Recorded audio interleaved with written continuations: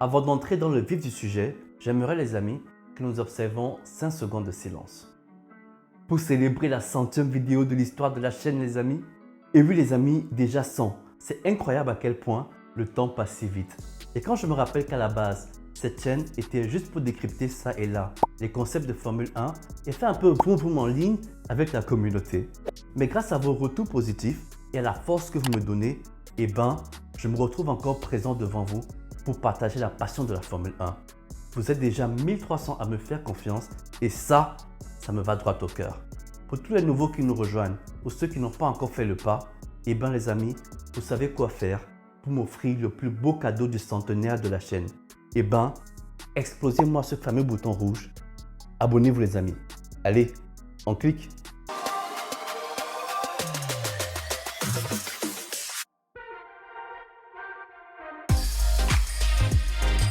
Finga Pilote. Yo les amis, c'est Finga Pilote, j'espère que vous allez bien. Le Grand Prix du Canada marque le premier tiers de la saison 2023 de Formule 1. Je pense qu'il est temps de tenir le premier conseil de classe afin de tirer les premiers enseignements, mais aussi de sortir la petite boule de cristal pour annoncer les choses à surveiller maintenant que la course au développement est officiellement lancée.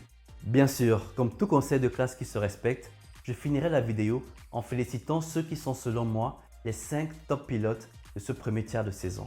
Allez, c'est parti!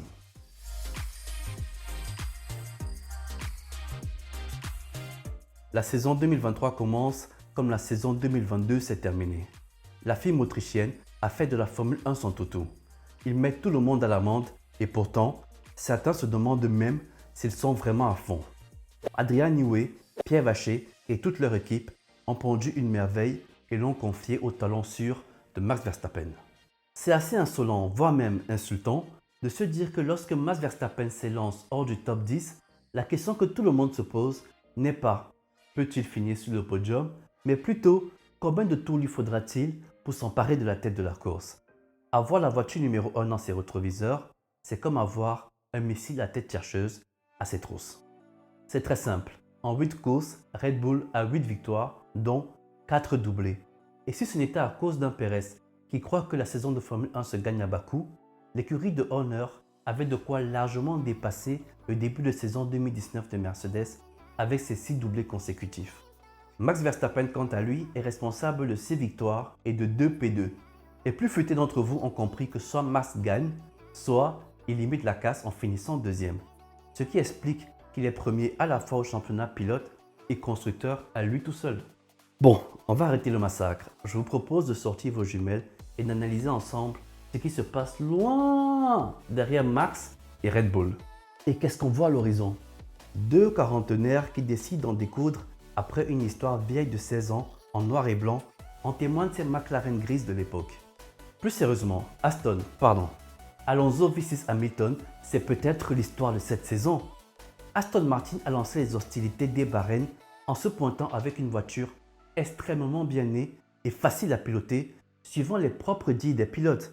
Il n'en fallait pas plus pour Alonso pour signer 6 podiums sur les 8 courses et faire passer Stroll pour un conducteur de bus. C'est pas moi qui vais vous effrayer en parlant du début de saison de Lance Stroll, les pistonnés l'ont si bien fait.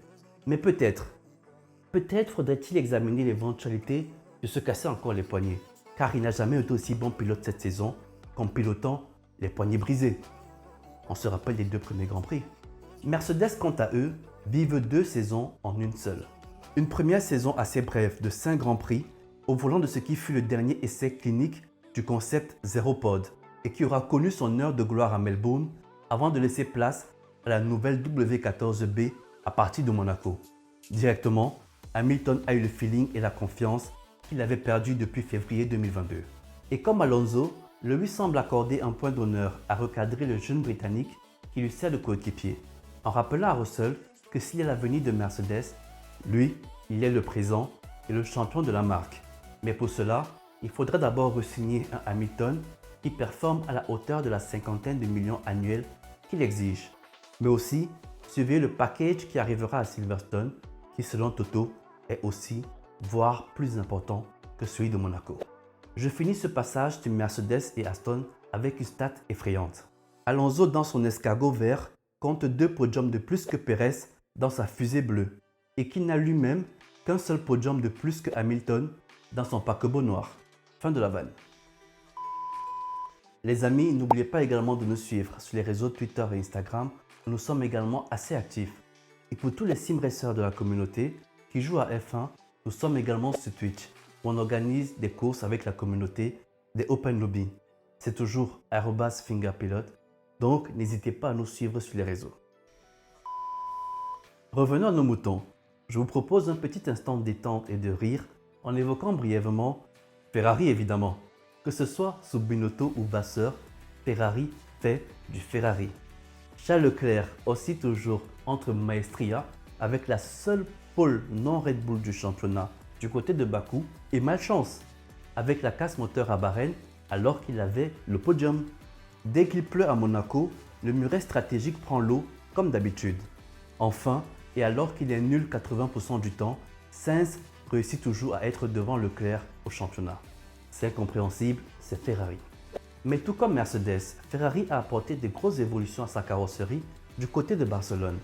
Si les résultats n'ont pas été aussi immédiats que les Allemands, au Canada, Ferrari a performé, de quoi donner une lueur d'espoir aux tifosi.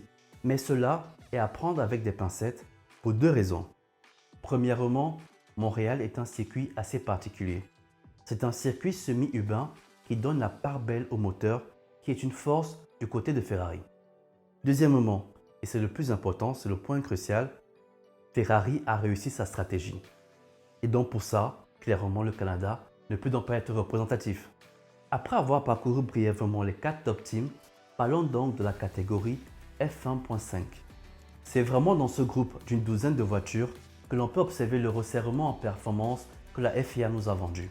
Alpine semble quand même être sensiblement au-dessus de ce midfield, sauf que leur exécution des week-ends est frauduleuse. Les week-ends d'Alpine sont rarement optimisés. C'était déjà le cas en 2022, mais pour des soucis mécaniques. Là, c'est clairement l'opérationnel qui pêche avec des pit-stops foirés et des pénalités à foison évitables. On va quand même mentionner leur excellent week-end monégasque qui se solde par un podium, mais il leur manque encore 3 à 4 bons dixièmes en rythme de course pour inquiéter les top teams. Derrière, c'est difficile à lire car d'un circuit à l'autre, chacun peut briller. Mais McLaren reste ma grosse déception de ce début de saison. Ils sont systématiquement en Q3 avec les 2 pilotes, mais le rythme de course est inexistant. Ce sont en réalité des as de luxe, excusez-moi l'expression, mais l'écurie de Gunther est aujourd'hui coutumière du top 10 en qualification, notamment avec Nico Hülkenberg. Mais le lendemain en course, ils finissent tranquillement P17 et P18 à la bataille avec Sargent et De Vries. Je ne sais pas s'ils sont trop orientés qualification au niveau des réglages, mais ces 2 écuries manquent clairement de réalisme au moment de marquer des points. Tout le contraire de Williams qui est pragmatique et réaliste. Ils savent qu'ils ont un plancher de F2 et de la vitesse de pointe. Donc, ils ne vont pas exister sur des circuits demandant de l'appui. Par contre, sur des circuits comme le Canada qui n'a aucun virage rapide, ils vont débraquer les ailerons et créer un train thaïlandais mené par Albon. Ce n'est sûrement pas la façon la plus sexy de marquer des points, mais ça marche. Et ils le referont sûrement à Spa, à Monza et à Las Vegas. On finit avec les 2 écuries Alpha, sur qui je n'ai pas grand chose à dire. Si ce n'est qu'après le départ de Gasly, Tsunoda dicte la pluie et le beau temps chez AlphaTauri. C'est la saison d'explosion du japonais qui semble enfin se comporter en pilote de F1. Et du côté de chez Alfa Romeo, presque Audi Sauber, Guan Yu Zhou a pris la pleine mesure d'un Bottas absent des débats. Espérons que le point marqué à Montréal remette notre cycliste dans le sens de la marche. Ah bah, comment ça j'ai oublié de parler du coéquipier de Tsunoda? Vous avez des choses à dire vous? Dites-le moi en commentaire les amis. Nick De Vries, qu'est-ce qui vous inspire? On termine en présentant ceux qui sont selon moi les 5 pilotes les plus performants de ce début de saison. J'ai essayé de considérer les 8 courses dans leur ensemble sans me laisser emporter par la culture de l'instant. C'est notamment pour cela que vous remarquerez l'absence de Charles Leclerc qui a eu un début de saison assez pip malgré un podium et une pole. Mes amis les tifosi, je vous laisse venir me trouver en commentaire pour le défendre.